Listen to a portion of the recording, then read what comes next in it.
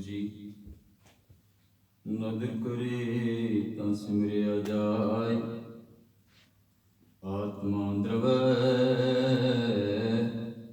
रहै लिवलाय। आत्मा प्रात्मा एको करै,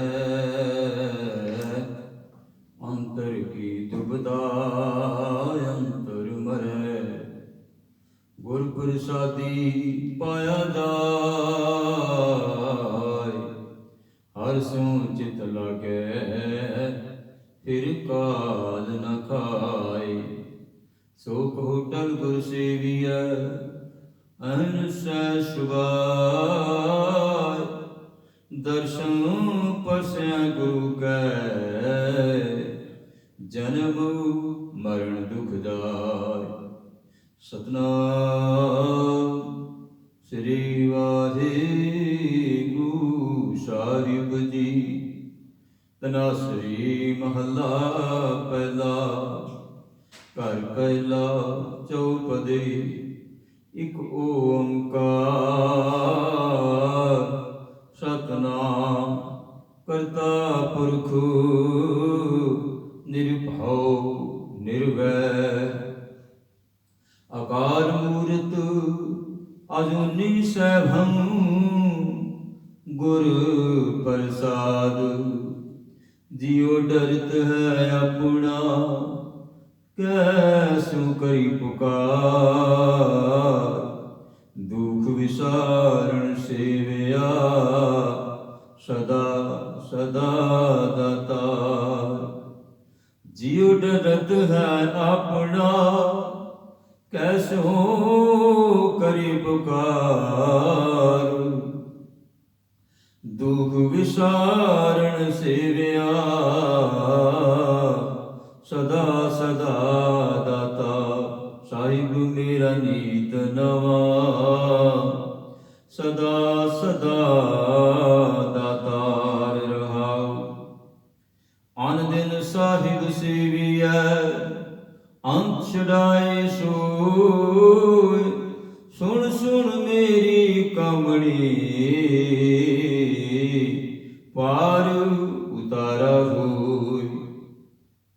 दयाल तेरे नाम तरा, सदगुर बाण जाओ रहाओ। सर्वं साचा एक है, दूजा नाहि कोय। ताकी सेवा सो करे, जाको नदर करे। तुद बाज प्यारे के वरहा, साबड़ियाए दे। जित नाम तेरे लाग रहा, दूजा नाही कोय। जिस आगे प्यारे जाय कहा रहाओ। सेवी साहिब अपना, अवर न जाचूं कोय। नानक ताका दास है, बिंद बिंद चुख चुख होय। साहिब तेरे नाम विटो, बिंद बिंद चुख चुख होय। साहिब तेरे नाम विटो, बिंद बिंद चुख चुख होय रहाओ। वाहिगुरु जी का खालसा, वाहिगुरु जी की फतेह। प्यारिओ, ये जो मुबारक वचन आप जियां ने सरवण कीते हैं, हुक्मनामे ने। धन धन साहिब श्री गुरु रामदास पातशाह जियां दी पावन पवित्र दरबार तो, सचखंड श्री हरमंदिर साहिब तो सतगुरां दी बख्शिश अनुसार सारे ही असीं जुड़ बैठे हैं उस मालिक दी चरनां दे नाल जुड़ करके। ते आओ जो सतगुरु बख्शिश कर रहे हैं, हुक्मनामे दे विच सतगुरु दी बख्शिश लैण वास्ते झोलियां अड्ड के धन गुरु रामदास महाराज जियां दे चरणां दे विच बैठिए जी। ये जो शब्द है 660 अंग ते सुभाईमान है। धन धन साहिब श्री गुरु ग्रंथ साहिब महाराज जियां दे अंदर धनासरी राग दे विच उचारण कीता होया। ਧੰਨ ਗੁਰੂ ਨਾਨਕ ਪਾਤਸ਼ਾਹ ਜੀਆਂ ਦਾ ਪਾਵਨ ਪਵਿੱਤਰ ਇਹ ਜੋ ਉਪਦੇਸ਼ ਹੈ। ਧਨਾਸਰੀ ਮਹੱਲਾ ਪਹਿਲਾ, ਘਰ ਪਹਿਲਾ ਚੌਪਦੀ। ਧਨਾਸਰੀ ਰਾਗ ਦੇ ਵਿੱਚ ਇਸ ਸ਼ਬਦ ਨੂੰ ਕੌਣ ਦੀ ਤਾਕੀਦ ਕੀਤੀ ਹੈ? ਨਾਰਾਇਣ ਗੁਰੂ ਧੰਨ ਗੁਰੂ ਨਾਨਕ ਪਾਤਸ਼ਾਹ ਜੀਆਂ ਨੇ ਘਰ ਪਹਿਲੇ ਦੇ ਵਿੱਚ ਚੌਪਦੀ ਚਾਰਾਂ ਬੰਦਾਂ ਵਾਲੀ ਇਹ ਬਾਣੀ ਹੈ। ਇੱਕ ਓੰਕਾਰ ਸਤਿਨਾਮ ਕਰਤਾ ਪੁਰਖ ਨਿਰਭਉ ਨਿਰਵੈਰ ਅਕਾਲ ਮੂਰਤ ਅਜੂਨੀ ਸੈਭੰ ਗੁਰ ਪ੍ਰਸਾਦ। ਉਹ ਅਕਾਲ ਪੁਰਖ ਇੱਕ ਹੈ ਤੇ ਜਿਹਦਾ ਨਾਮ ਹੋਂਦ ਵਾਲਾ ਸਦੀਵ ਕਾਲ ਵਾਸਤੇ ਸੱਚ ਹੈ। ਕਰਤਾ ਤੋਂ ਭਾਵ ਉਹ ਕਰਨ ਕਾਰਨ ਦੀ ਸਮਰੱਥਾ ਰੱਖਦਾ ਹੈ। ਸਾਰੇ ਜਗਤ ਦੀ ਤਾਰ ਉਸ ਦੇ ਹੱਥ ਵਿੱਚ ਹੈ। ਜੰਮਣਾ ਮਰਨਾ ਉਸ ਮਾਲਕ ਦੇ ਹੱਥ ਵਿੱਚ ਹੈ। ਪੁਰਖ ਉਹ ਕੇਵਲ ਪਰਮੇਸ਼ਰ ਇੱਕ ਪੁਰਖ ਹੈ। ਬਾਕੀ ਅਸੀਂ ਸਾਰੇ ਹੀ ਉਸ ਦੀਆਂ ਨਾਰੀਆਂ, ਸਾਰੇ ਹੀ ਉਸ ਦੀਆਂ ਇਸਤਰੀਆਂ। ਨਿਰਭਉ ਜਿਸ ਨੂੰ ਭਉ ਨਹੀਂ ਕਿਸੇ ਦਾ, ਪਿਆਰੇ ਉਸ ਨੂੰ ਭਉ ਨਹੀਂ ਕਿਸੇ ਦਾ। ਦੂਸਰਿਆਂ ਨੂੰ ਜੇ ਕੋਈ ਬਣ ਜਾਂਦਾ ਨਾ ਇਹ ਗੱਲ ਕਹਿੰਦਾ ਕਿ ਮੈਂ ਨਿਰਭਉ ਹਾਂ, ਕਿ ਉਸ ਨੂੰ ਭਉ ਦੇਣ ਵਾਲਾ ਉਹ ਵਾਹਿਗੁਰੂ ਹੈ। ਉਹ ਨਿਰਭਉ ਹੈ ਜਿਸ ਨੂੰ ਕਿਸੇ ਦਾ ਭਉ ਨਹੀਂ। ਜੇ ਹਰਨਾਕਸ਼ ਨੇ ਇਹ ਗੱਲ ਕਹਿ ਦਿੱਤੀ ਮੈਂ ਕਿਸੇ ਤੋਂ ਡਰਦਾ ਨਹੀਂ, ਮੈਨੂੰ ਕਿਸੇ ਦਾ ਭਉ ਨਹੀਂ, ਤੇ ਵਾਹਿਗੁਰੂ ਨੇ ਬਖਸ਼ਿਸ਼ ਕੀਤੀ, ਅਕਾਲ ਪੁਰਖ ਨੇ ਬਖਸ਼ਿਸ਼ ਕੀਤੀ। ਪਿਆਰੇ ਨਰਸਿੰਘ ਦਾ ਰੂਪ ਧਾਰਨ ਕਰਕੇ ਉਸ ਨੂੰ ਦੱਸ ਦਿੱਤਾ ਕਿ ਤੂੰ ਨਿਰਭਉ ਨਹੀਂ ਹੋ ਸਕਦਾ, ਤੂੰ ਵੀ ਕਿਸੇ ਦੇ ਭਉ ਦੇ ਥੱਲੇ ਹੈ। ਠੀਕ ਹੈ, ਸ਼ਕਤੀਆਂ ਪ੍ਰਾਪਤ ਕਰ ਲਈਆਂ ਤੂੰ, ਪਰ ਤੂੰ ਵੀ ਨਿਰਭਉ ਹੈ। ਨਿਰਭਉ ਕੇਵਲ ਪਰਮੇਸ਼ਰ ਹੈ। ਨਿਰਵੈਰ ਜਿਹਦਾ ਵੈਰ ਨਹੀਂ ਕਿਸੇ ਦੇ ਨਾਲ। ਪਿਆਰੇ ਉਸ ਵਾਹਿਗੁਰੂ ਦਾ ਕਿਸੇ ਦੇ ਨਾਲ ਵੈਰ ਨਹੀਂ। ਭਾਵੇਂ ਕੋਈ ਪਾਪੀ ਉਪਦਰੀ ਕਿਤਨੇ ਪਾਪ ਕਰਮ ਕਰਨ ਵਾਲਾ ਹੈ, ਪਰ ਉਹ ਵਾਹਿਗੁਰੂ ਕਿਸੇ ਦੇ ਨਾਲ ਵੀ ਵੈਰ ਨਹੀਂ ਕਰਦਾ। ਅਕਾਲ ਮੂਰਤ, ਅਕਾਲ ਜਿਸ ਦੀ ਹਸਤੀ ਕਾਲ ਤੋਂ ਰਹਿਤਾ ਹੈ। ਮੂਰਤ ਉਸ ਦੀ ਮੂਰਤੀ ਵੀ ਪਿਆਰਿਓ ਕਾਲ ਤੋਂ ਰਹਿਤ ਹੈ। ਅਜੂਨੀ ਜਿਹੜਾ ਜਨਾਂ ਦੇ ਵਿੱਚ ਨਹੀਂ ਆਉਂਦਾ। ਸੈਭੰ ਸੁਤੇ ਸੁਤ ਤੋਂ ਜਿਹੜਾ ਪ੍ਰਕਾਸ਼ ਹੈ, ਆਪਣੇ ਆਪ ਤੋਂ ਜਿਹੜਾ ਪ੍ਰਕਾਸ਼ ਹੈ। ਗੁਰ ਪ੍ਰਸਾਦ ਤੇ ਗੁਰੂ ਦੀ ਬਖਸ਼ਿਸ਼ ਦੇ ਨਾਲ ਉਸ ਵਾਹਿਗੁਰੂ ਦੀ ਪ੍ਰਾਪਤੀ ਹੁੰਦੀ ਹੈ। ਜਿਉ ਡਰਤ ਹੈ ਆਪਣਾ ਕੈਸੂ ਕਰੀ ਪੁਕਾਰ। ਇਹ ਜਿੰਦ ਸੰਸਾਰ ਦੇ ਦੁੱਖਾਂ ਵੱਲ ਵੇਖ ਕੇ, ਸੰਸਾਰ ਸਮੁੰਦਰ ਵੱਲ ਵੇਖ ਕੇ ਡਰਦੀ ਹੈ ਕਿ ਕਿਹਦੇ ਅੱਗੇ ਪੁਕਾਰ ਕਰਾਂ, ਕਿਹਦੇ ਅੱਗੇ ਜਾ ਕੇ ਚੌਧਰੀ ਕਰਾਂ, ਕਿਹਦੇ ਅੱਗੇ ਜਾ ਕੇ ਤਰਲੇ ਲਵਾਂ। ਇਹ ਜਿੰਦ ਡਰਦੀ ਕਿਉਂ ਹੈ? ਸੰਸਾਰ ਦੇ ਦੁੱਖਾਂ ਵੱਲ ਵੇਖ ਕੇ, ਸੰਸਾਰ ਸਮੁੰਦਰ ਵੱਲ ਵੇਖ ਕੇ, ਆਪਣੇ ਜਿਹੜੇ ਕੀਤੇ ਹੋਏ ਪਾਪ ਕਰਮ ਨੇ ਜਦੋਂ ਉਹਨਾਂ ਵੱਲ ਝਾਤੀ ਮਾਰਦਾ ਮਨੁੱਖ, ਫਿਰ ਡਰਦਾ ਹੈ, ਫਿਰ ਕੰਬਦਾ ਹੈ ਕਿ ਮੇਰੇ ਪਾਪ ਕਰਮ ਬਹੁਤ ਹਨ। ਸੰਸਾਰ ਦੇ ਵਿੱਚ ਵਿਚਰਦਿਆਂ ਹੋਇਆ ਮੈਂ ਕੋਈ ਚੰਗਾ ਕੰਮ ਨਹੀਂ ਕੀਤਾ, ਤਾਂ ਹੀ ਇਹ ਜਿੰਦ ਡਰਦੀ ਹੈ। ਇਹ ਜਿੰਦ ਡਰਦੀ ਹੀ ਆਉਣ ਵਾਲੇ ਸਮੇਂ ਤੋਂ, ਧਰਮਰਾਜ ਦੀ ਕਚਹਿਰੀ ਤੋਂ ਡਰਦੀ ਹੈ ਕਿ ਆਉਣ ਵਾਲੇ ਸਮੇਂ ਦੇ ਵਿੱਚ ਕੀ ਹੋਵੇਗਾ ਮੇਰੇ ਨਾਲ।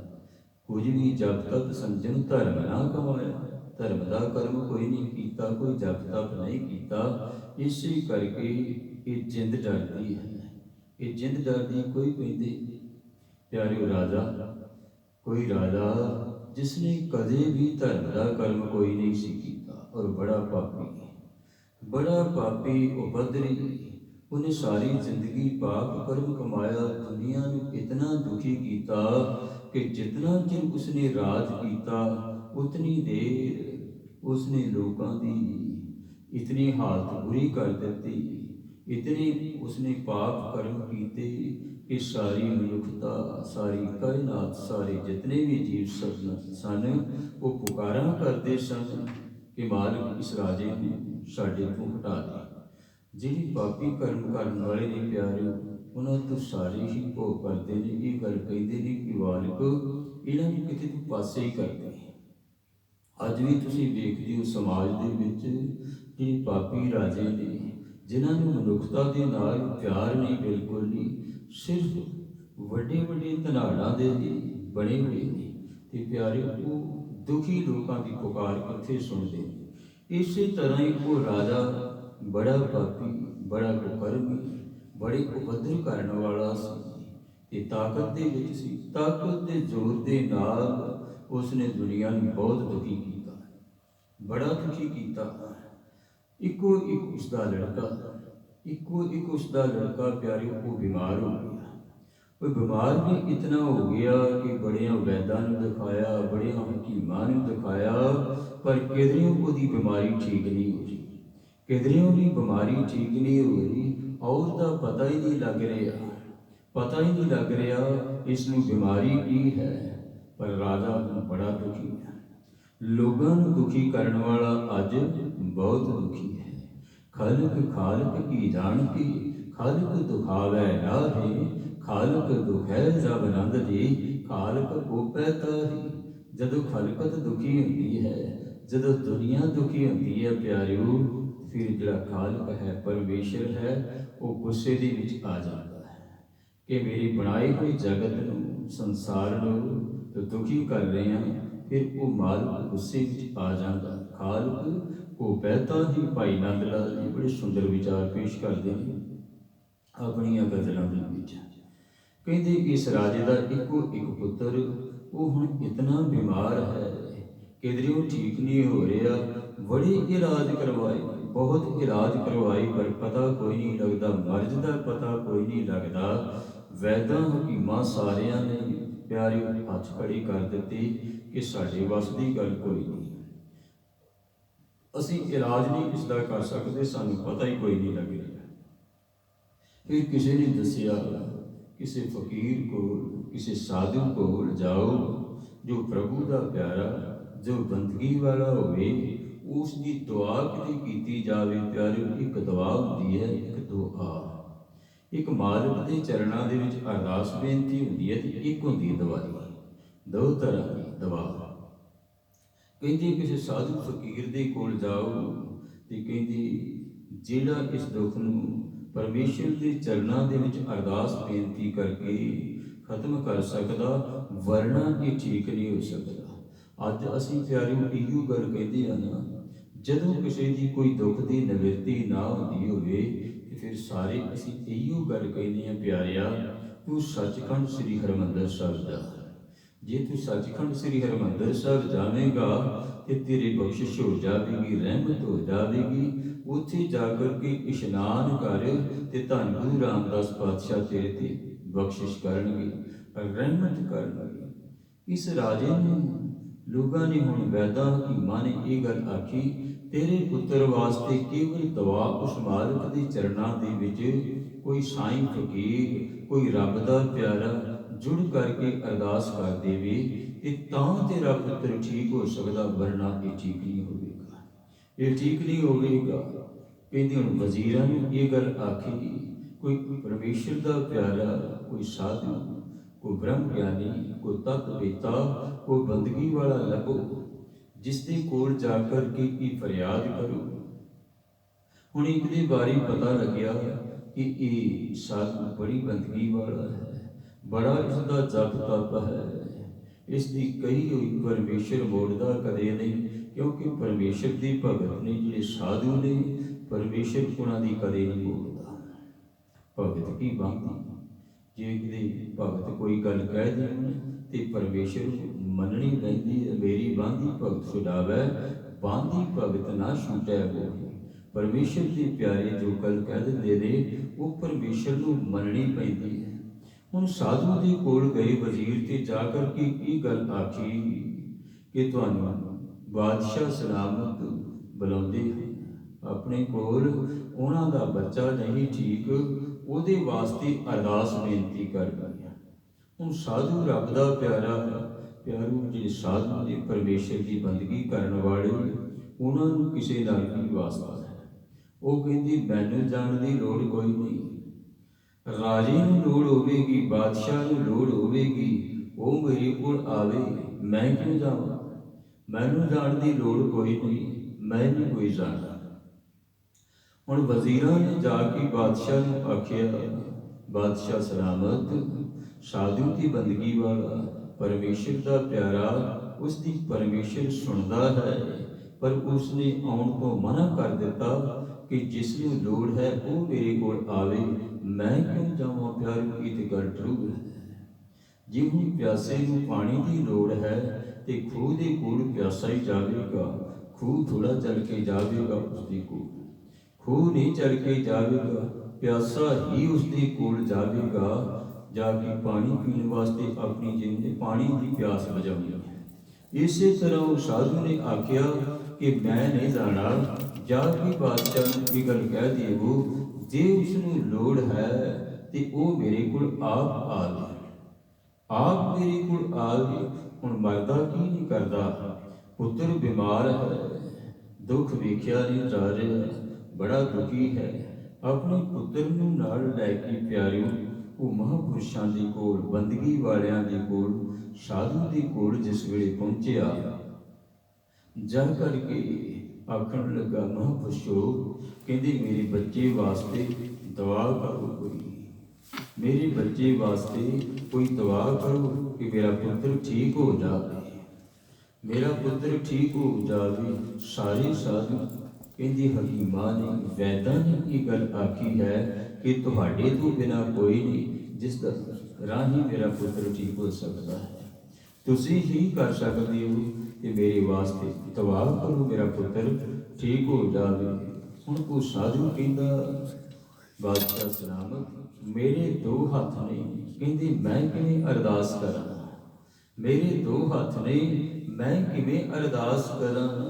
बादशाह कहंदा दोनों ही हत्थां नाल अरदास करनी है ते मूँह नाल बोल के करनी है, दो ही हत्थां दी लोड़ है, दो ही हत्थां दी लोड़ है। ये ते वो आखे जिसका एक हथ होवे ते हथ जुड़ते नहीं, पर मन करके प्यारे कोई अरदास कर सकता है, अरदास के मालिक के चरणों के जुड़ करके वो भी कर सकता है।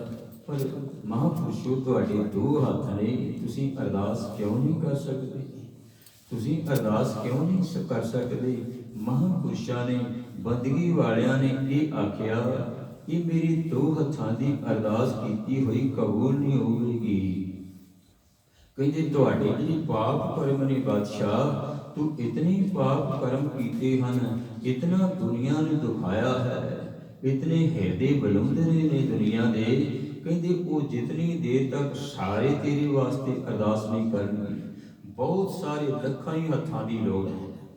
कहते जे कदरे लखां ही हथ जुड़ करके तेरे वास्ते अरदास करन, तेरे बच्चे दे वास्ते अरदास करन, पहला उन्हां दी आसीस लै। प्यारे ताई वो कहते ने कोई परमेश्वर का प्यारा, कोई बंदगी वाला होवे, उसकी आसीस लैनी चाहिए है, कभी बद आसीस नहीं लैनी चाहिए, किधरे बद आसीस ना कोई दे दे, हमेशा आसीस लो। हुण बादशाह बड़ा डरिया कि मेरे ते पाप कर्म इतने हैं, पाप कर्म मेरे इतने ने, कौन मेरे वास्ते अरदास करेगा।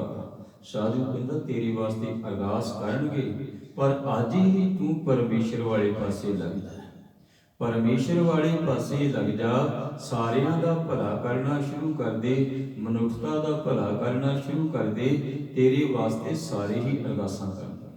प्यारो इस तरह हुंदा जदों कोई बादशाह दुखी करदा ये सारे उहदे वास्ते बद असीसां देंदे ने, ये किधरे हट जावे, ये पासे हट जावे। ते जे किधरे बादशाह कोई चंगे काम करने वाला, वो कहते जुगा जुगा तक रहे। महाराजा रणजीत सिंह नूं इसे करके याद करते ने उन्हां दे राज नूं कि उन्हां दे राज दे विच कोई भी दुखी नहीं सी, कोई भुखा नहीं सी सौंदा। प्यारे उहदा राज इस तरह दा सी। हुण बादशाह नूं इस गल दा पता लग गया, उस गल तो सबक मिल गया, उसने उसे दिन तो ही प्यारिओ माड़े कर्म करने छड्ड दिते, दुनिया नूं सुख देने शुरू कर दिते, ते सारी दुनिया ने मिल करके बहुत सारे हत्थां दी अरदास, लखां ही हत्थां दी अरदास जदों हुई, ये बादशाह दा बच्चा ठीक हो गया। प्यारिओ उस मालिक दे चरणों दे विच अरदास करने वास्ते असीसां दी लोड़ है। दूसरियां तो असीस लवो, किधरे बद असीस ना लवो, ਤੇ ਹੁਣ ਜਿੰਦ ਇਸ ਕਰਕੇ ਡਰਦੀ ਹੈ।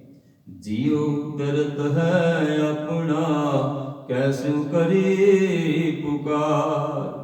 ਕਿਹਦੇ ਅੱਗੇ ਪੁਕਾਰ ਕਰਾਂ? ਜਿੰਦ ਇਸੇ ਕਰਕੇ ਡਰਦੀ ਹੈ ਕਿ ਮੇਰੀ ਪਾਪ ਕਰਮ ਨੇ, ਮੇਰੇ ਪਾਪ ਕਰਮ ਨੇ ਵਾਹਿਗੁਰੂ ਦੇ ਚਰਨਾਂ ਦੇ ਨਾਲ ਜੁੜੀਏ ਤੇ ਵਾਹਿਗੁਰੂ ਹੀ ਪਿਆਰੀ ਬਖਸ਼ਿਸ਼ ਕਰਦਾ ਹੈ, ਵਾਹਿਗੁਰੂ ਹੀ ਰਹਿਮਤ ਕਰਦਾ ਹੈ।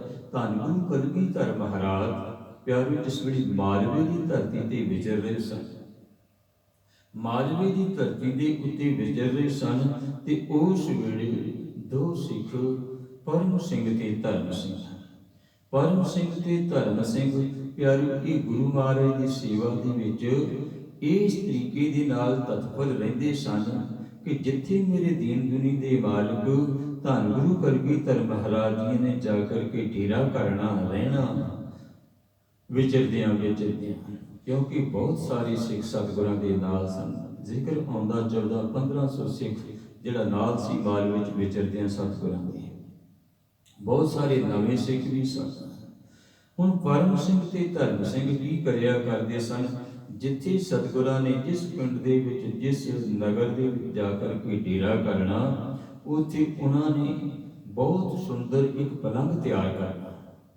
ਉਸੇ ਜਗ੍ਹਾ ਤੇ ਸਤਿਗੁਰਾਂ ਦੇ ਆਉਣ ਤੋਂ ਪਹਿਲਾਂ ਨਵਾਂ ਪਲੰਘ ਤਿਆਰ ਕਰਨਾ ਤੇ ਉਸ ਦੇ ਉੱਤੇ ਵਿਛਾਈ ਕਰਨੀ, ਪਿਆਰ ਸਤਿਗੁਰਾਂ ਦਾ ਲੈਣ ਵਾਸਤੇ, ਸਤਿਗੁਰਾਂ ਤੋਂ ਬਖਸ਼ਿਸ਼ਾਂ ਲੈਣ ਵਾਸਤੇ, ਸਤਿਗੁਰ ਦੀ ਖੁਸ਼ੀ ਲੈਣ ਵਾਸਤੇ ਉਹਨਾਂ ਨੇ ਹਮੇਸ਼ਾ ਨਵਾਂ ਪਲੰਘ ਤਿਆਰ ਕਰਨਾ, ਵਿਛਾਈ ਕਰਨੀ, ਤੇ ਸਤਿਗੁਰਾਂ ਨੇ ਬਹੁਤ ਖੁਸ਼ ਹੋਣਾ।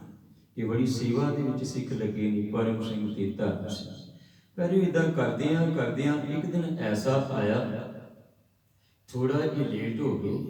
ਇਹਨਾਂ ਨੇ ਕੀ ਕੀਤਾ ਕਿ ਅੱਜ ਲੱਕੜਾਂ ਦਾ ਅਰੇਂਜ ਨਹੀਂ ਹੋ ਰਿਹਾ, ਉੱਥੋਂ ਕਿੱਕਰ ਦੇ ਮੋਸ਼ੇ ਵੱਢੇ, ਕਿੱਕਰ ਦੇ ਮੋਸ਼ੇ ਵੱਢ ਕੇ ਪਿਆਰੇ ਉਹਨਾਂ ਨੇ ਉਸੇ ਵੇਲੇ ਪਲੰਘ ਤਿਆਰ ਕੀਤਾ। ਉਹਨਾਂ ਮੋਸ਼ਿਆਂ ਦਾ ਤਿਆਰ ਕਰਕੇ ਪਲੰਘ ਤੇ ਕਿੱਕਰ ਦੇ ਥੱਲੇ ਹੀ ਵਿਛਾਈ ਕਰ ਦਿੱਤੀ, ਬੜੀ ਸੁੰਦਰ ਵਿਛਾਈ ਕੀਤੀ। ਤੇ ਸਤਿਗੁਰੂ ਦੀਨ ਦੁਨੀ ਦੇ ਬਾਅਦ ਧੰਨ ਗੁਰੂ ਕਲਗੀਧਰ ਮਹਾਰਾਜ ਜਿਸ ਵੇਲੇ ਉਹ ਪਲੰਘ ਦੇ ਉੱਤੇ ਬਿਰਾਜਮਾਨ ਹੋਏ ਤੇ ਪਰਮ ਸਿੰਘ ਨੂੰ ਇਹ ਗੱਲ ਆਖੀ, ਗੁਰਸਿੱਖ ਉੱਪਰ ਕਹਿੰਦੇ ਵੇਖੋ, ਕਹਿੰਦੇ ਉੱਪਰ ਆਹ ਜਿਹੜਾ ਕਿੱਕਰ ਦਾ ਰੁੱਖ ਹੈ, ਇਹਦੇ ਉੱਪਰ ਵੇਖੋ ਕੁਝ ਹੈ। ਕਹਿੰਦੇ ਇੱਕ ਆਲਣਾ ਹੈ ਮਹਾਰਾਜ, ਇੱਕ ਆਲਣਾ ਹੈ ਜਿਸ ਦੇ ਵਿੱਚ ਬੱਚੇ ਲੱਗਦੇ ਨੇ। ਕਹਿੰਦੇ ਉੱਪਰ ਚੜ੍ਹ ਕੇ ਵੇਖ। ਹੁਣ ਜਿਸ ਵੇਲੇ ਪਰਮ ਸਿੰਘ ਪਿਆਰੇ ਉੱਪਰ ਚੜ੍ਹਿਆ ਕਿੱਕਰ ਦੇ ਵੇਖਦਾ, ਉਹ ਆਲਣੇ ਦੇ ਵਿੱਚ ਕਾਂ ਦੇ ਬੱਚੇ ਨੇ, ਕਾਂ ਦੇ ਬੱਚੇ ਮਹਾਰਾਜ, ਇਹਦੇ ਵਿੱਚ ਕਾਂ ਦੇ ਬੱਚੇ ਨੇ ਆਲਣੇ ਦੇ ਵਿੱਚ। ਕਹਿੰਦੇ ਕਿਤਨੇ ਬੱਚੇ ਨੇ? ਕਹਿੰਦੇ ਮਹਾਰਾਜ 3 ਬੱਚੇ ਨੇ। ਕਹਿੰਦੇ ਇਹਨਾਂ ਦੇ ਵਿੱਚੋਂ ਇੱਕ ਨੂੰ ਲੈ ਆ, ਇਹਨਾਂ ਦੇ ਵਿੱਚੋਂ ਇੱਕ ਨੂੰ ਲੈ ਕੇ ਆ। ਕਹਿੰਦੇ ਮਹਾਰਾਜ ਕਿਸ ਨੂੰ ਲੈ ਕੇ ਆਵਾਂ, ਕਿਸ ਨੂੰ ਲੈ ਕੇ ਆਵਾਂ? ਇਹ ਤਿੰਨਾਂ ਦੇ ਵਿੱਚੋਂ ਕਹਿੰਦੇ ਇੱਕ ਜਿਹੜਾ ਬਹੁਤ ਜ਼ਿਆਦਾ ਕਾਲਾ ਪੈ ਰਿਹਾ, ਕਹਿੰਦੀ ਬਹੁਤ ਜ਼ਿਆਦਾ ਜਿਹੜਾ ਕਾਲਾ ਪੈ ਰਿਹਾ। ਕਹਿੰਦੀ ਮਹਾਰਾਜ ਇੱਕ ਹੈ ਜਿਹੜਾ ਮੈਨੂੰ ਚੁੰਝ ਕੱਢ ਕੇ ਪੈਂਦਾ ਹੈ। ਕਹਿੰਦੀ ਉਸੇ ਨੂੰ ਫੜ ਕੇ ਲੈ ਆ, ਉਸੇ ਨੂੰ ਫੜ ਕੇ ਲੈ ਆ। ਜਿਸ ਵੇਲੇ ਉਸੇ ਨੂੰ ਫੜ ਕੇ ਲੈ ਕੇ ਆਏ ਪਿਆਰੇ ਤੇ ਧੰਨ ਗੁਰੂ ਕਲਗੀਧਰ ਮਹਾਰਾਜ ਆਖਣ ਲੱਗੇ ਪਰਮ ਸਿੰਘ ਨੂੰ ਇਸ ਦੀ ਧੌਣ ਮਰੋੜ ਦੀ, ਇਸ ਦੀ ਧੌਣ ਮਰੋੜ ਦੀ। ਹੁਣ ਜਿਹੜੇ ਨਵੇਂ ਸਿੱਖ ਸਨ ਪਿਆਰੋ, ਉਹ ਵੇਖ ਕੇ ਹੈਰਾਨ ਸਨ, ਉਹ ਵੇਖ ਕੇ ਹੈਰਾਨ ਸਨ, ਦੰਗ ਸਨ ਕਿ ਛੋਟਾ ਜਿਹਾ ਕਾਂ ਦਾ ਬੱਚਾ, ਇਸ ਨੂੰ ਮਰਵਾਉਣ ਦਾ ਕੀ ਫਾਇਦਾ ਹੋਇਆ, ਇਸ ਨੂੰ ਮਾਰਨ ਦਾ ਕੀ ਫਾਇਦਾ ਹੋਇਆ? ਇਸ ਦੀ ਧੌਣ ਸਤਿਗੁਰਾਂ ਨੇ ਮਰੋੜ ਦਿੱਤੀ ਹੈ, ਗੁਰਸਿੱਖ ਨੂੰ ਆਪ ਕਰਕੇ ਮਰਵਾ ਦਿੱਤਾ ਹੈ। ਨਿੱਕਾ ਜਿਹਾ ਬੱਚਾ, ਪੰਛੀ, ਕਿਸੇ ਵੀ ਕੰਮ ਨਹੀਂ। ਤੇ ਸਿੱਖਾਂ ਨੇ ਇਹ ਗੱਲ ਆਖੀ, ਮਹਾਰਾਜ ਇਸ ਨੂੰ ਤੁਸੀਂ ਕਿਉਂ ਮਰਵਾ ਦਿੱਤਾ? ਇਹ ਨਿੱਕਾ ਜਿਹਾ ਬੱਚਾ ਬੋੜ ਸੀ, ਹਲੇ ਛੋਟਾ ਜਿਹਾ ਬੱਚਾ ਸੀ, ਇਸ ਨੂੰ ਮਰਵਾ ਕਿਉਂ ਦਿੱਤਾ? ਕਹਿੰਦੀ ਇਹਦੇ ਕਰਕੇ ਅਸੀਂ ਇੱਥੇ ਆਏ ਸੀ। ਪਿਆਰੇ ਧੰਨ ਗੁਰੂ ਕਲਗੀਧਰ ਮਹਾਰਾਜ ਜਿੱਥੇ ਵੀ ਜਾਂਦੇ ਨੇ ਉਧਾਰ ਕਰਨ ਵਾਸਤੇ ਜਾਂਦੇ ਸਨ। ਮੇਰੇ ਦੀਨ ਦੁਨੀ ਦੇ ਮਾਰਗ ਤੇ ਸ਼ਿਕਾਰ ਕਰਨ ਵਾਸਤੇ ਜਾਂਦੇ ਸਨ। ਅਸੀਂ ਸਾਰੇ ਇਹੋ ਕਹਿੰਦੇ ਨੇ ਕਿ ਸਤਿਗੁਰੂ ਸ਼ਿਕਾਰ ਕਰਨ ਵਾਸਤੇ ਚੜ੍ਹਦੇ ਸਨ, ਪਰ ਸ਼ਿਕਾਰ ਕਰਨ ਵਾਸਤੇ ਤਾਈਓ ਜਾਂਦੇ ਸਨ, ਉਧਾਰ ਕਰਨ ਵਾਸਤੇ। ਜਿੱਥੇ ਜਿੱਥੇ ਕੋਈ ਹੁੰਦਾ ਸੀ ਉੱਥੇ ਉੱਥੇ ਉਸਦਾ ਉਧਾਰ ਕਰਦੇ ਸਨ। ਹੁਣ ਧੰਨ ਗੁਰੂ ਕਲਗੀਧਰ ਮਹਾਰਾਜ ਕਹਿੰਦੇ ਅਸੀਂ ਇਸੇ ਕਰਕੇ ਆਏ ਹਾਂ, ਅਸੀਂ ਇਸੇ ਕਰਕੇ ਇੱਥੇ ਆਏ ਹਾਂ। ਕਹਿੰਦੇ ਮਹਾਰਾਜ ਇਸ ਦਾ ਉਧਾਰ ਕੀਤਾ, ਇਹ ਕੌਣ ਸੀ? ਇਹ ਜਿਹੜਾ ਕਾਂ ਦਾ ਬੱਚਾ ਬਣਿਆ, ਇਹ ਕੌਣ ਸੀ?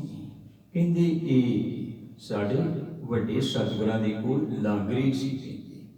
ਕਹਿੰਦੇ ਵੱਡੇ ਸਤਿਗੁਰਾਂ ਦੇ ਕੋਲ ਲਾਂਗਰੀ ਸੀ ਤੇ ਕਹਿੰਦੇ ਲੰਗਰ ਬਣਾਇਆ ਕਰਦਾ ਸੀ।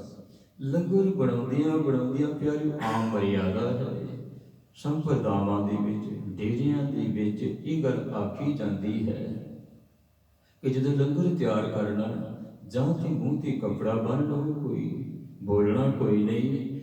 ਅੱਜ ਤੁਸੀਂ ਸੱਚਖੰਡ ਸ੍ਰੀ ਹਰਿਮੰਦਰ ਸਾਹਿਬ ਦੇ ਅੰਦਰ ਵੀ ਜਦੋਂ ਲੰਗਰ ਬਣਦਾ, ਉੱਥੇ ਵਾਹਿਗੁਰੂ ਵਾਹਿਗੁਰੂ ਦਾ ਜਾਪ ਹੁੰਦਾ, ਵਾਹਿਗੁਰੂ ਵਾਹਿਗੁਰੂ ਦਾ ਜਾਪ ਹੁੰਦਾ ਤੇ ਜਾਂ ਸ਼ਬਦ ਗਾਇਨ ਕੀਤਾ ਜਾ ਰਿਹਾ ਹੁੰਦਾ ਉੱਚੀ ਉੱਚੀ, ਧੰਨ ਧੰਨ ਰਾਮਦਾਸ ਗੁਰ ਜਿਨ ਸਰਿਆ ਤਿਨੇ ਸਵਾਰਿਆ, ਪੂਰੀ ਹੋਈ ਕਰਾਮਾਤ ਆਪ ਸਿਰਜਣਹਾਰੀ ਧਾਰਿਆ। ਬੜੀ ਵਜਬ ਦੇ ਵਿੱਚ ਆ ਕਰਕੇ ਸਿੱਖ ਮੂੰਹ ਤੇ ਕੱਪੜੇ ਲਪੇਟ ਕੇ ਪਿਆਰਿਓ ਵਾਹਿਗੁਰੂ ਵਾਹਿਗੁਰੂ ਦਾ ਜਾਪ ਕਰਦੇ ਨੇ। ਕਹਿੰਦੇ ਇਹ ਲੰਗਰ ਤਿਆਰ ਕਰਦਿਆਂ ਬਹੁਤ ਬੋਲਿਆ ਕਰਦਾ ਸੀ। ਪਿਆਰੀ ਇੱਕ ਹੋਰ ਵੀ ਇਹ ਗੱਲ, ਰਾਜ ਦੀ ਗੱਲ ਇਹ ਹੈ, ਜਦੋਂ ਲੰਗਰ ਤਿਆਰ ਕੀਤਾ ਜਾਂਦਾ ਹੈ, ਮੂੰਹ ਦੇ ਉੱਤੇ ਕੱਪੜਾ ਨਾ ਬੰਨਿਆ ਹੋਵੇ, ਤੁਸੀਂ ਆਪ ਪ੍ਰੈਕਟੀਕਲ ਕਰਕੇ ਵੇਖਣਾ, ਗੱਲਾਂ ਕਰਦਿਆਂ ਤੁਹਾਡੇ ਮੂੰਹ 'ਚ ਥੁੱਕਾਂ ਪੈਣਗੀਆਂ। ਉਹ ਥੁੱਕਾਂ ਲੰਗਰ ਦੇ ਵਿੱਚ ਪੈਂਦੀਆਂ ਪਿਆਰੀਆਂ। ਇਸੇ ਕਰਕੇ ਸਤਿਗੁਰਾਂ ਨੇ ਇਹ ਮਰਿਆਦਾ ਬਣਾਈ ਹੋਈ ਹੈ ਕਿ ਮੂੰਹ ਦੇ ਉੱਤੇ ਕੱਪੜਾ ਹੋਵੇ ਤੇ ਵਾਹਿਗੁਰੂ ਵਾਹਿਗੁਰੂ ਕਰੀ ਜਾਓ। ਕਹਿੰਦੀ ਪਰ ਇਹ ਲਾਂਗਰੀ ਜਿਹੜਾ ਸੀ, ਕਹਿੰਦੀ ਇਤਨਾ ਕੁ ਪਤਾ ਹਰ ਵੇਲੇ ਲੜਦਾ ਸੀ, ਹਰ ਵੇਲੇ ਲੜਦਾ ਸੀ। ਜੇ ਕਿਸੇ ਨੇ ਲੰਗਰ ਛਕਣ ਵਾਸਤੇ ਆਉਣਾ, ਉਸ ਦੇ ਨਾਲ ਲੜਨਾ। ਇਸ ਨੇ ਲੰਗਰ ਬਣਾਉਂਦਿਆਂ ਉੱਚੀ ਉੱਚੀ ਬੋਲਣਾ, ਉੱਚੀ ਉੱਚੀ ਬੋਲਣਾ। ਕਦੇ ਵਾਹਿਗੁਰੂ ਦਾ ਨਾਮ ਤੇ ਉਹਦੀ ਰਸਨਾ ਤੇ ਆਉਂਦਾ ਹੀ ਕੋਈ ਨਹੀਂ ਸੀ। ਹਰ ਵੇਲੇ ਕਹਿੰਦੀ ਮਾੜਾ ਕਹਿਣਾ। ਕਹਿੰਦੀ ਇੱਕ ਦਿਨ ਇੱਕ ਗੁਰਸਿੱਖ ਆਇਆ, ਬੜੀ ਕਰਨੀ ਵਾਲਾ, ਜਿਸ ਦੀ ਮਾਲਿਕ ਦੀ ਬੜੀ ਬਖਸ਼ਿਸ਼ ਸੀ। ਹਰ ਵੇਲੇ ਜਿਸ ਦੀ ਜ਼ਬਾਨ ਤੇ ਬਾਣੀ ਪਿਆਰੀ, ਹਰ ਵੇਲੇ ਸੁਖਮਣੀ ਦਾ ਜਾਪ, ਜਪਜੀ ਸਾਹਿਬ ਦਾ ਜਾਪ ਉਹਦੀ ਰਸਨਾ ਤੇ ਚੱਲਦਾ ਸੀ। ਉਸਨੇ ਸੋਚਿਆ ਕਿ ਲੰਗਰ ਪ੍ਰਸ਼ਾਦਾ ਛਕ ਚਲੀਏ। ਗੱਡਾ ਉਹਦੇ ਕੋਲ ਸੀ, ਕਾਰੋਬਾਰ ਵਾਲਾ ਸਿੱਖ ਗੱਡਾ ਬਾਹਰ ਖੜਾ ਕਰਕੇ ਲੰਗਰ ਪ੍ਰਸ਼ਾਦਾ ਛਕਣ ਵਾਸਤੇ ਆਇਆ। ਉਸਨੇ ਕੀ ਵੇਖਿਆ ਕਿ ਲੰਗਰ ਦੇ ਵਿੱਚ ਬਹੁਤ ਰੌਲਾ ਪਾ ਰਿਹਾ ਸੀ ਗੁਲਾਂਗਰੀ, ਬਹੁਤ ਰੌਲਾ ਪਾ ਰਿਹਾ ਸੀ ਗੁਲਾਂਗਰੀ। ਤੇ ਉਸਨੇ ਗੁਰਸਿੱਖ ਨੇ ਇਹ ਗੱਲ ਆਖੀ, ਪਿਆਰਿਆ ਮੈਂ ਪ੍ਰਸ਼ਾਦਾ ਛਕਣਾ ਹੈ, ਮੈਂ ਲੰਗਰ ਪ੍ਰਸ਼ਾਦਾ ਛਕਣਾ ਤੇ ਮੈਨੂੰ ਪ੍ਰਸ਼ਾਦਾ ਛਕਾ। ਪਰ ਫਿਰ ਵੀ ਉਸਨੇ ਬੋਲ ਕਬੋਲ ਬਹੁਤ ਬੋਲੀ, ਉੱਚੀ ਉੱਚੀ ਬੋਲੀ ਜਾਵੇ, ਉੱਚੀ ਉੱਚੀ ਬੋਲੀ ਜਾਵੇ। ਕਹਿੰਦੀ ਪਿਆਰਿਆ ਮੈਂ ਤੇ ਲੰਗਰ ਪ੍ਰਸ਼ਾਦਾ ਛਕਣ ਵਾਸਤੇ ਆਇਆ ਸੀ, ਤੂੰ ਕਾਂ ਕਾਂ ਕਰੀ ਚਲਿਆ ਜਾ ਰਿਹਾ। ਕਹਿੰਦੇ ਜਦੋਂ ਦਾ ਮੈਂ ਵੇਖ ਰਿਹਾ ਲੰਗਰ ਦੇ ਵਿੱਚ ਵੜਿਆ, ਤੂੰ ਕਾਂ ਕਾਂ ਕਰਦਿਆਂ ਕਾਵਾਂ ਵਾਂਗ ਕਾਂ ਕਾਂ ਕਰਦਾ, ਤੂੰ ਕਾਂ ਦਾ ਜਨਮ ਪਾਵੇਂਗਾ ਜ਼ਰੂਰ, ਤੂੰ ਕਾਂ ਦਾ ਜਨਮ ਪਾਵੇਂਗਾ। ਇਸ ਕਰਕੇ ਇਸਨੇ ਕਾਂ ਦਾ ਜਨਮ ਪਾਇਆ। ਕਾਂ ਦਾ ਜਨਮ ਪਾਉਣ ਕਰਕੇ ਅੱਜ ਸਾਡਾ ਕਹਿੰਦੇ ਫਿਰ ਮਨ ਦੇ ਵਿੱਚ ਆਇਆ ਕਿ ਇਸ ਦਾ ਉਧਾਰ ਕਰ ਦੇਈਏ।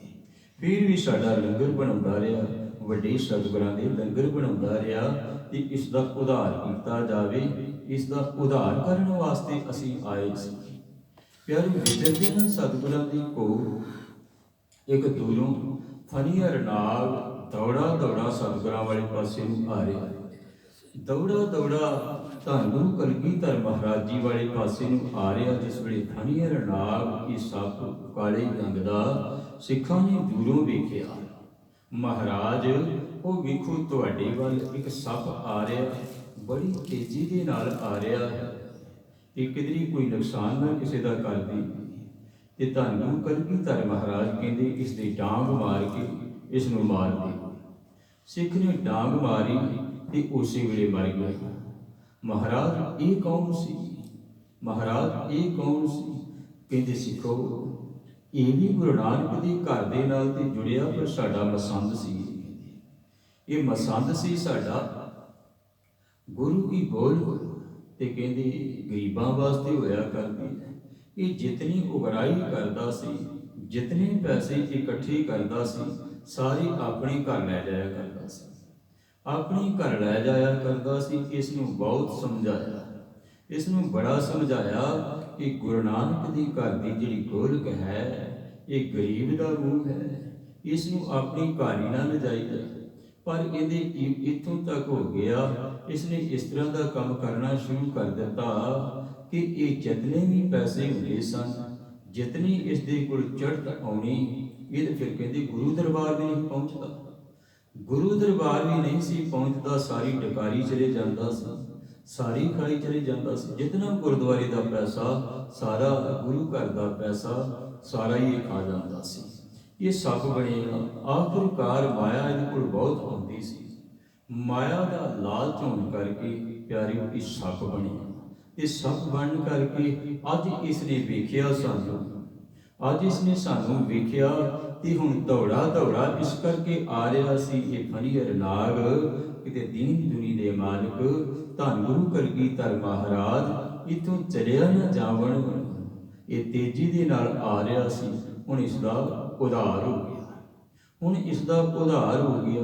धन गुरु कलगीधर महाराज प्यारिओ जिथे भी विचरे ने, पहले पातशाही तो लैके 10वें जामे तक झाती मारो, सतगुरु उधार ही करते रहे ने। जे किधरे मूला खतरी प्यारिओ सतगुरु नानक पातशाह जियां दे नाल विचरिया। सतगुरु नानक पातशाह ने उस वेले तो जुड़िया जदों सतगुरां ने मरदाने नूं कुछ लैण वास्ते भेजिया सी। एक कागज़ ते लिख के दिता सीगा कि यह कागज़ दे उत्ते कहते लैके आओ सच ते झूठ, सच ते झूठ लैके आओ। जिस वेले बरदाना गया तो सारे दुकानदार वेख के दंग रह गए, ये लिखिया की होया? वो कहते सच ते झूठ किधरियों नहीं मिलता, ये किधरियों नहीं मिलता। ते जिस वेले मूले खतरी दे कोल गए ने, मूले खतरी ने ये गल आख दित्ती, कागज़ ते लिख दिता, मरना सच ते जीना झूठ, मरना सच है ते जीना झूठ है। एक दिन मौत अवश्य आवेगी, जिंदगी का कोई पता नहीं। हम आदमी हाँ, एक दमे मोहलत मोहत न जाना। ये सतगुरु नानक पातशाह जियां दे नाल विचरिया। एक बारी फिर सतगुरु नानक पातशाह कहती मरदानिया अज चित करदा फिर मूले नूं मिलीए जाके। मूले खतरी दे दरवाजे ते आए, उसकी घरवाली ने वेख्या कि सतगुरु नानक पातशाह आए।